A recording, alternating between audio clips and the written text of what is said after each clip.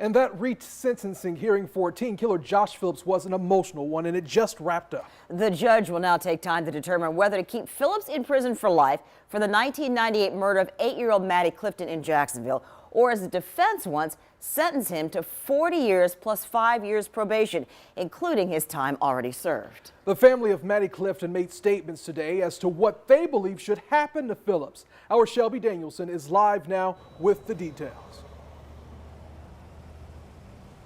Well, the family of Maddie Clifton made emotional pleas to the judge, asking him to keep Phillips in prison for life.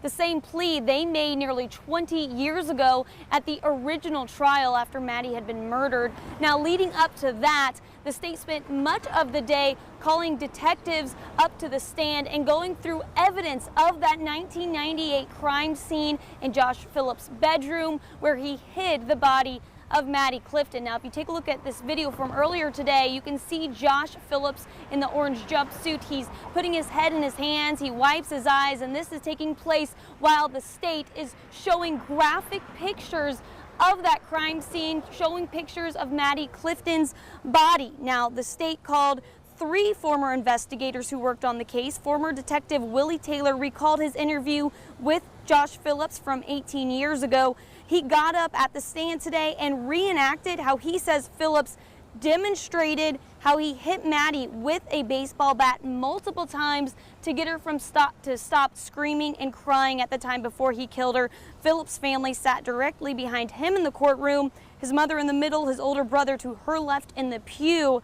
Then they listened to Maddie's mom, her dad, and older sister take the stand and tell the courtroom how this murder has torn their lives apart. During these past few days, I've sat here in this courtroom and I have listened to all of the classes that the defendant has been able to take. What classes has Maddie been able to take over the past 18 years? I didn't walk her down the aisle at her wedding, and we were not given the gift of her grandchildren, all taken by one evil, senseless act, and we don't know why.